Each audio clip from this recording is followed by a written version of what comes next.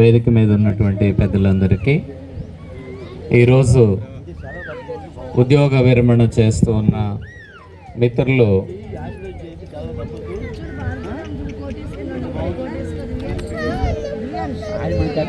రాంకోటేశ్వరరావు గారికి, వారి సతీమణి గారికి, విచ్చేసినటువంటి ఉపాధ్యాయ మిత్రులకు, బంధువులకు, స్నేహితులకి, శ్రేయోభిలాషులకి అందరికీ నమస్కారాలు.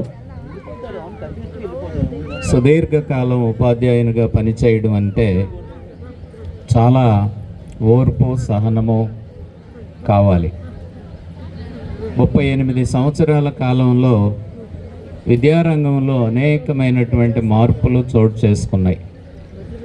ఒక పాత తరానికి, క్రొత్త తరానికి మధ్య వారధిగా కోటేశ్వరరావు గారు ఉన్నారని నేను భావిస్తూ ఉన్నాను.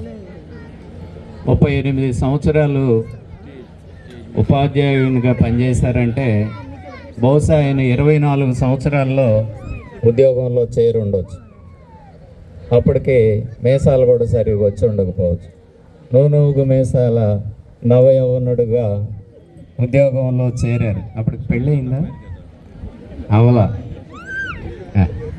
మొదట ఉద్యోగాన్ని ఆయన పెళ్లి చేసుకున్నాడు, తర్వాత భాగస్వామిని వివాహం చేసుకున్నారు.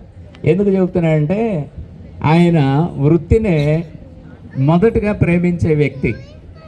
ఎలా తెలుసు అంటే, నాకు ఇక్కడ మండల విద్యాశాఖ అధికారిగా రాకముందు నుండే రాంకోటేశ్వరరావు గారు నాకు మంచి మిత్రులు. మా సాంఘిక శాస్త్ర ఉపాధ్యాయుడిగా మేమిద్దరం కలిసి 10వ తరగతి పేపర్లు దిద్దడానికి మూల్యాంకనానికి వెళ్తే ఇద్దరం వెతుక్కొని ఒకే టేబుల్ దగ్గర కూర్చునేవాళ్ళం. చక్కగా ఒక 10 సంవత్సరాల పాటు మేము కలిసి ఈ పేపర్లు దిద్దడంలో స్నేహితులంగా మారిపోయాం. అభిప్రాయాలు ఒకటిగా ఉండబట్టే మేము వెతుక్కోనల్లా ఒకే దగ్గర కూర్చొని అందరూ ఎంతసేపు దిద్దినా మేమిద్దరం ఒకేసారి దిద్ది ఒకేసారి పేపర్లు ఇచ్చేసి అందరికంటే లేట్గా చీకటి పడినాక వెళ్ళేవాళ్ళం మేము బయటికి. ఎందుకంటే ప్రతి అక్షరాన్ని చక్కగా చూసి, ఎందుకంటే మేము ఒకటే అనేవాళ్ళు, రాంకోటేశ్వరరావు గారు, సార్ మనం ఒక 5 నిమిషాలు లేట్ అయిద్దేమో, కానీ ఎక్కడన్నా ఒక మార్కు దిగితే పిల్లవాడికి వాడి జీవితంలో వచ్చే మొదటి సర్టిఫికేట్ కదా, అందుకని మనం జాగ్రత్తగా దిద్దుదాం సార్ అనేవాళ్ళు. అది నాకు స్ఫూర్తినిచ్చింది.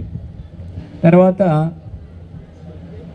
మరి మొదటి బ్యాచ్కి 10th క్లాసు సార్ చెప్తే వాళ్ళకి 15 సంవత్సరాలు ఉంటాయి, వాళ్ళకి ఇప్పుడు 53 సంవత్సరాలు ఉంటాయి.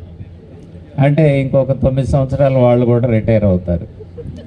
సారే వాళ్ళకంటే చాలా కుర్రవాళ్ళలాగా, ఇందాక మన పంతులు గారు చెప్పినట్టు రిటైర్డ్ బట్ నాట్ టైర్డ్ అని, అలసిపోవాల మనిషి.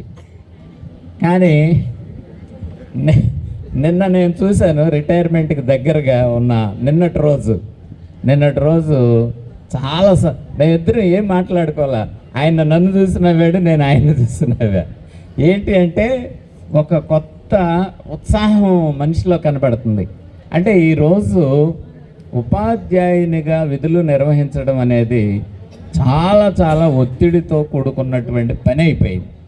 ఎందుకంటే ఉపాధ్యాయుడు విద్యను బోధించడం మాత్రమే చేస్తే అలసిపోము, ఆహ్లాదంగా చేస్తాం, ఆనందంగా చేస్తాం. చేసిన తర్వాత చాలా తృప్తిగా మేము వెళ్తాం ఇంటికి. కానీ అన్ని పనులు వచ్చిన ఒకే ఒక వ్యక్తి ఉపాధ్యాయుడు మాత్రమే అని నేను ఘంటాపథంగా చెప్పగలను. ఒక వైద్యుడు, ఒక న్యూట్రిషను, ఒక బిజినెస్ మ్యాగ్నెట్, ఒక అకౌంటెంటు, ఒక డాక్టరు, ఒక యాక్టరు, ఒక బ్యూటీషియను.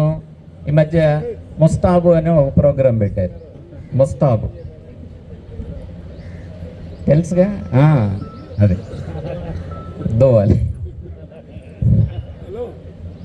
ఇవన్నీ నేను ఒకటే గమనించాను, పోలీస్ డిపార్ట్మెంట్లో చేరిన వాళ్ళు పోలీస్ ఉద్యోగమే చేస్తున్నారు రిటైర్ అయ్యే వరకు. రెవెన్యూలో చేరిన వాళ్ళు రెవెన్యూకి సంబంధించిన పనులే చేస్తున్నారు. కానీ ఉపాధ్యాయుడు మాత్రం ఎందుకు ఇంత వేగంగా ఆ విధి నిర్వహణ బాధ్యతలు మారిపోయినాయో అది మాకు తెలియటంలా.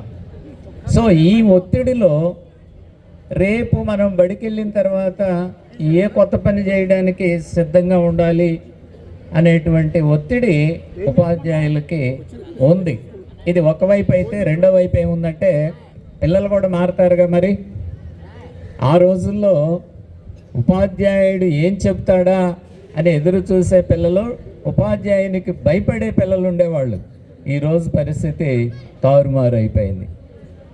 ఉపాధ్యాయుడే భయపడతా తరగతిలోకి వెళ్ళాల్సిన పరిస్థితి వచ్చింది.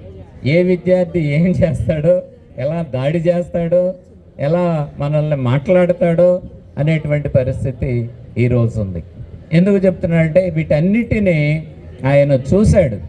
ఆయన విద్యారంగానికి ఒక నిఘంటువులాగా ఉన్నాడు. 38 సంవత్సరాల అనుభవం అంటే ప్రతిరోజు ఒక పేజీ అనుకుంటే 38 సంవత్సరాలలో ఒక నిఘంటువు తయారైంది. రాంకోటేశ్వరరావు గారు విద్యారంగానికి ఒక నిఘంటు. మీకు ఏదైనా డౌట్ వస్తే ఆ నిఘంటువులో ఆ పేజీ తిప్పి చూసుకుంటే జవాబు దొరుకుతుంది ఖచ్చితంగా. ఇలాంటి అనుభవశాలి ఈ పాఠశాలకి ఉపాధ్యాయునిగా, ప్రధానోపాధ్యాయునిగా, మరి మేనేజ్మెంట్కి తలలో నాలుకగా ఉండడం అనేది ఈ పాఠశాల యొక్క అదృష్టంగాను, అలాగే ఈ పాఠశాలలో పనిచేయడం కూడా మరి రాంకోటేశ్వరరావు గారు అదృష్టంగా నేను భావిస్తున్నా. ఎందుకంటే ఇదే పాఠశాలలో ఆయన విద్యార్థిగాను, ఉపాధ్యాయునిగాను, ప్రధానోపాధ్యాయునిగాను అంచెలంచెలుగా ఎదిగి ఉన్నతమైన స్థానానికి ఆయన అధిరోహించడానికి ఈ పాఠశాలే కారణం. కాబట్టి ఆయన కూడా అదృష్టవంతుడు. నేను చాలాసార్లు మా ఊరు హై స్కూల్కి హెడ్ మాస్టర్గా వెళ్ళాలని చూసా. త్రుటిలో అవకాశం మిస్ అయ్యేది. ఎందుకంటే నేను చదువుకున్న పాఠశాలలో నేను ప్రధానోపాధ్యాయుడిగా చేయాలని నా కోరిక తీరలా. కానీ అలాంటి అదృష్టం రాంకోటేశ్వరరావు గారికి దక్కడం అనేది చాలా సంతోషం. అలాగే వారి యొక్క వృత్తి జీవితమే కాకుండా వారి యొక్క వ్యక్తిగత జీవితం కూడా చక్కగా తీర్చిదిద్దుకున్నారు. 2 పిల్లలు చక్కని మంచి ఉద్యోగాలు వైపు వారిని నడిపించారు. అలాగే మరి వారి యొక్క సహధర్మచారిని వారు కూడా ఉపాధ్యాయులే, ఇంకా పనిచేస్తూ ఉన్నారు పల్లికొన హై స్కూల్లో. 2 ఉపాధ్యాయులు కలిసి కుటుంబాన్ని, పాఠశాలల్ని, అనేక మంది పిల్లల్ని తీర్చిదిద్దేటువంటి గొప్ప అవకాశం వచ్చింది. వారు నాటినటువంటి విద్యా బీజాలు సమాజంలో ఎన్నో ఉన్నతమైన స్థానాల్లో ఉన్నారు. మరి వారు ఒక సాంఘిక శాస్త్ర ఉపాధ్యాయుడిగా, సాంఘిక శాస్త్ర ఉపాధ్యాయునికి ఉండవలసింది ఏంటంటే సామాజిక స్పృహ, సామాజిక చైతన్యం. ఈ 2 పుష్కలంగా ఉన్నటువంటి వ్యక్తి రాంకోటేశ్వరరావు గారు. చాలామంది ఓన్లీ సబ్జెక్టే చెబుతారు. మ్యాథ్స్ టీచరు ఎలాగానే మ్యాథ్స్ బోర్డు మీద ఎక్కిస్తారు, సైన్స్ చెప్తాడు. కానీ మేము చెప్పేది ఏంటి? సమాజాన్ని, మానవులతో ప్రవర్తన. ఇదంతా ఎక్కడ కనపడదు. సోషల్ మ్యాథ్స్ గారు వెళ్ళిన తర్వాత పాఠం చెబుతున్నాడా, ఏం చెబుతున్నాడా అనేది వాళ్ళకి అర్థం కాదు. ముందు కొంత మనం వాళ్ళని అట్రాక్ట్ చేయడానికి మాట తీరు, మనస్సు అన్నీ మంచిగా ఉన్నటువంటి వ్యక్తి. కాబట్టి నేను ఎప్పుడు ఫోన్ చేసినా ఇప్పటికీ ఆయన టీచరుగా ఆ బాధ్యతలను విడిచిపెట్టలా. నేను చాలా అర్జెంటు పనులు ఉండి ఫోన్ చేస్తే ఎప్పుడు నా ఫోనే ఎత్తడు. ఎందుకంటే అది ఆఫీస్లో ఉంటుంది, ఈయన క్లాసులో ఉంటాడు. మళ్ళీ వచ్చిన తర్వాత పాపం వెంటనే ఫోన్ చేస్తారు, సార్ అనగానే నాకు అర్థమైంది, నువ్వు క్లాసులో ఉన్నావులే, ఫలానా పని చేయాలి, చేసి పెట్టండి అని నేను చెప్పడం జరుగుతుంది. నిబద్ధత కలిగినటువంటి ఒక మంచి క్రమశిక్షణ కలిగినటువంటి వ్యక్తిగా ఈ సేవా కాలాన్ని ముగించడం నిజంగా దేవుడు ఆయనకి ఇచ్చినటువంటి వరం.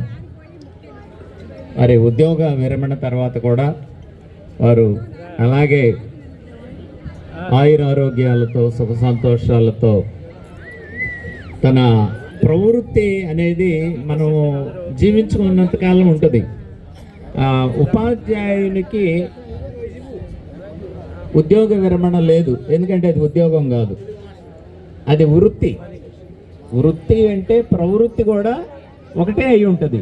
అందుకని సాధారణంగా ఇప్పుడు ఈరోజు రాంకోటేశ్వరరావు మాస్టర్ గారు అన్నామా, రేపేమంటాం ఈయన్ని రాంకోటేశ్వరరావు అంటామా, ఏమంటాం రాంకోటేశ్వరరావు మాస్టర్ గారే అంటాం. అందుకని మరి విరమణ ఉందా, ఉపాధ్యాయుడికి పదవి విరమణ ఉందా? లేదు. ఇందాక చెప్పినట్టు మాస్టర్ గారు ఇక్కడ నుండి వెళ్ళిపోతున్నారు అంతే.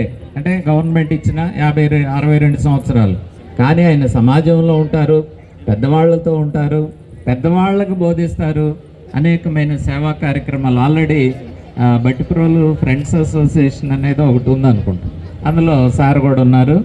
ఇంకా కన్యకా పరమేశ్వరి దానిలో కూడా ఉన్నారు. చాలా చారిటీస్లో సేవా కార్యక్రమాల్లో వారు ఉంటారు కూడా. ఆ కార్యక్రమాలన్నీ ఇక దిగ్విజయంగా నాన్ స్టాప్గా చేస్తూ మంచి ఆనందాన్ని, సంతోషాన్ని, ఆరోగ్యాన్ని పొందాలని చెప్పేసి నేను ఆ భగవంతుడిని కోరుకుంటూ ఈ అవకాశం ఇచ్చినటువంటి రాంకోటేశ్వరరావు గారికి, పాఠశాల యాజమాన్యం వారికి, వేదిక మీద ఉన్న పెద్దలందరికీ ధన్యవాదాలు తెలియజేసుకుంటూ సెలవు తీసుకున్నాను. Thank you.